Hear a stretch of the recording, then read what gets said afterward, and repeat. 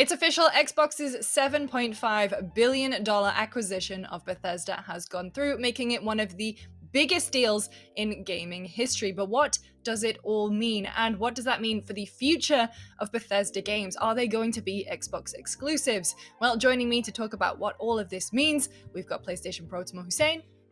I imagine Pete Hines, but like gold Homer. Or Todd Howard with all the rings. And Xbox expert Jordan Ramey. What's up? You might know us as the Console Crew. Each week we talk about the biggest stories in console gaming, so join us every Friday. But obviously this news is so big, we had to jump on it, so you get 2 little bonus episodes this week. But let's get into it. What does the future mean for Xbox and Bethesda? Like I mentioned up top, the biggest question that has come out of this acquisition is what does this mean for the future of Bethesda Studios? In particular, are their games going to be Xbox exclusives? So a quick reminder of the games and franchises that are going to be going over to the Xbox to fall under the Xbox first party umbrella, I should say. You've got Arcane, Tango, Machine Games, you have obviously Bethesda Game Studios. They are adding 8 new studios, bringing Xbox's total up to over 20, which is a great move for them. Games like Fallout, Elder Scrolls, Starfield, potentially stuff in the future. So you know that Indiana Jones game that MachineWorks are working on. It's very interesting because Pete Hines from Bethesda as well as Phil Spencer from Xbox have both commented, and they're keeping cards very close to the chest, but both of them have kind of left little breadcrumbs about what the future holds. So Tam, do you want to read this section from Pete Hines' statement right here? Sure. So Pete Hines' statement, classic silver-tongued Pete Hines, he said, "First, let me say that we're not making any landmark announcements or changes right now. As we've all shared, the expectation is that Bethesda Softworks and our studios will continue as we have in the past, just with more support and resources than we've ever had before. Obviously, Game Pass has been an important initiative for Xbox, and we'll be working on putting even more of our games into Game Pass than ever before. Beyond that, stay tuned. We're just getting started together." So this is great statement there.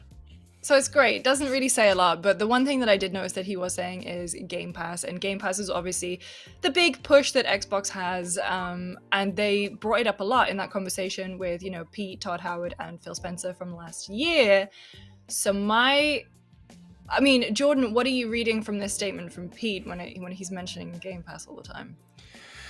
I mean, Game Pass is kind of Xbox's big exclusive right now. They don't have the first party quality that PlayStation and Nintendo kind of have going for them at the moment. So more games coming to Game Pass is good for Xbox. And just reading it though, I understand acquisitions are messy. Like I was one of those people who apparently just doesn't understand how acquisitions work and thought for the longest time that this whole Bethesda ZeniMax thing had already gone through and they were already Xbox studios all this time. Apparently not.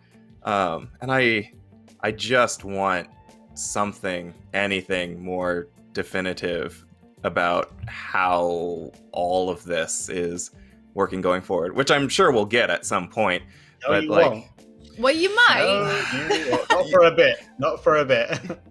But Well, like anything other, like what word did they use earlier? It's like some games, like a few games or whatever. I'm like, I need anything. Like just say like, oh, by the way, this one game that a Bethesda studio is working on, not going to be an Xbox exclusive. I'm like, cool, one definitive. We have something on the playing field to like mark off as this isn't it. You can't use a game that's already been announced like Deathloop or something like that. That doesn't count. I was going to say, well, Deathloop and Ghostwire Tokyo both have elements of PlayStation exclusivity, at least for about a year, I believe it is. So Big Phil Spencer's statement, the deck of the Xbox Wire post was the thing that really grabbed me, which was the publisher of iconic gaming franchises will expand Xbox's diverse portfolio on Xbox Game Pass. And then, you know, there were some little quotes that he said, you know, it said, we're working together to deliver. So this is where it's interesting. He says, deliver more great games to everyone, and then follows up with What does that mean? That Follows doesn't up mean with- anything. This is the next step in building an industry-leading first-party studios team, a commitment we have to our Xbox community. With the addition of the Bethesda creative teams, gamers should know that Xbox consoles, PC, and Game Pass will be the best place to experience new Bethesda games, including some new titles in the future that will be exclusive to Xbox and PC players. So, I have a theory, because there have been all of these rumblings that there are unannounced Xbox projects in the works that are going to launch this year.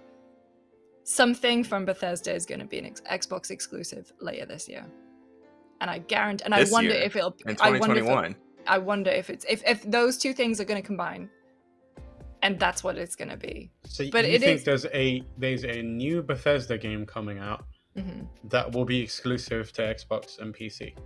Oh, Yeah, that's interesting. I mean, if I it's No, on the just smaller judging side, from- like something yeah. along like Grounded's like level, I could possibly see that. Like, we're not getting something like on par with like Deathloop exclusive, I Yeah. think, to Xbox by the Dude, end of the year. they dropped As they it's- dropped Dishonored 3 and make that an Xbox exclusive. Then As it People would stands- riot in the yeah. streets. I mean, I would. I mean, I would be happy that the Dishonored 3 has appeared more than anything.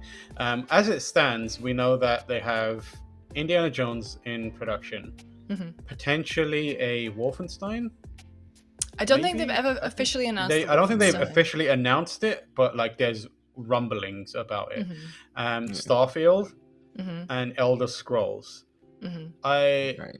As it stands, I struggle to see any of those games being exclusive to Xbox. Perhaps, certainly not. I don't know. Maybe not Starfield and Elder Scrolls, given the scale of them, and Microsoft wants to make money. I feel like Jordan's right in that there'll be something smaller.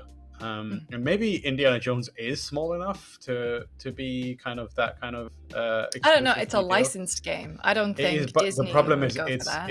it's a licensed game. Unless the kind of terms of that were already pre-established, like let's not forget, Spider-Man is a licensed game, and That's true. Sony Absolutely Sony done me has that. locked Done up. me that. Have that, Lucy. But in the same way, and obviously, if Microsoft wants something of that kind of ilk for themselves, who can go toe to toe with Spider-Man if not Indiana Jones? I can't believe you said that with almost a straight. I don't don't even think believe that- it. I don't even believe it. But what I'm saying is, like, there is some sort of established, not precedent, but like framework for them to work on. They could have Yeah. a similar kind of license agreement. But I feel like going forward now, the focus is very much both for the company and for their messaging. It's going to be on, we're putting this stuff on Game Pass. So I think we're going to get a drip feed of Bethesda titles being added to Game Pass while they figure out the messaging on what's exclusive, what isn't exclusive. Another thing I wanted to discuss is the phrasing. Xbox consoles, PC, and Game Pass will be the best place to experience new Bethesda games. So I do wonder if that is maybe teasing at the games that are going to be coming potentially to other platforms will have bonuses, whether that's, early DLC or extra items that you can get specifically on Xbox and PC because of that licensing deal. Not licensing deal, because of that relationship, because of that acquisition. Yeah, I think the easy grab is DLC, right? Yeah. But I think there might be something in even given early access to to Game Pass subscribers in the same way that EA does with their kind of games on Origin and stuff like that. You know, you can, if you're subscribed to EA service, you get Titanfall 2 a week early or whatever it may be, whatever it was back then, or FIFA or whatever it may be. So I think that's a good way of doing it. But I think that more likely is you get the DLC super early or early-ish, and then you get exclusive DLC and content and that kind of stuff, and they'll just pump it through full of extra value on their own services, which makes a lot of sense. Yeah, I mean, they can also, like, if Xbox really wants to be cheeky about it, and who knows how far they want to go, they can announce something like, here's a new game coming from Machine Works, and it's going to cost, I don't know, $70 on PS5, and it's going to be free on Xbox, and the free will have like a little asterisk or something. It's like, if you have Game Pass, Game then this Pass. game is no extra charge, but it's going to be $70 if you want to play it on PlayStation 5, which is like a kind of underhanded thing to do, but I'm like, they could do something like that. I mean, It'd and be honestly, the best value. I would be very, very surprised if they didn't do that, because that is such a win for them. And it's, you know, I think as well, the thing with Game Pass is that it's a fantastic service, but games rotate in and out. And so if you do have this stable of Bethesda games that are always going to be there, and like, you know, like you're a Bethesda fan, like you love Fallout, you love Elder Scrolls, that's going to be a no-brainer. And so I'm very, very interested to see how that comes. But I think the next not roller coaster, but I think the next thing they have to overcome is the messaging regarding exclusivity, because not everyone has an Xbox. You know, where does that leave PlayStation gamers? Because at the same time, you can have all this messaging that says we want, you know, we want to do right by our community, we want to do right by our fans, but you are potentially leaving a lot of them stranded on a different platform. So, but so that's, you know, so the final bit in Phil Spencer's thing is we have more to share about what's next for our teams later this year. In the meantime, to properly celebrate this special moment, we are bringing additional Bethesda games onto Game Pass later this week. No mention of the potential rumored Xbox Bethesda event that has been flying around. Which means it's absolutely going to happen, because whatever we talk about just it gets announced immediately when we're editing this. So yeah, you've confirmed it, Lucy. Thank you. It's probably happening right now, and we're just not aware of it. Oh, we're just missing it. Wow, Dishonored 3. Could you imagine? If we get Dishonored 3. So, I mean, I think it's a very interesting acquisition, and obviously we're all fortunate enough here to have Xboxes, play Game Pass. But if you're a PlayStation gamer and, you know, this news has come to you, especially the confirmation that some stuff will be exclusive to Xbox and PC, let us know what you're thinking right now, because it's got a kind of sting, I suppose. So let us know in the comments below, and we'll read out some answers on Console Crew this week, which is going to be on Friday. So make sure to check back youtube.com/GameSpot to watch our follow-up, and hopefully maybe there'll have been that event. But anyway, thanks for watching. I knew this was going to happen. I knew this was going to happen when they released that Fallout 3 port for PlayStation 3, and it sucked. But hey, Skyrim on PlayStation sucked as well, so just Bethesda, please.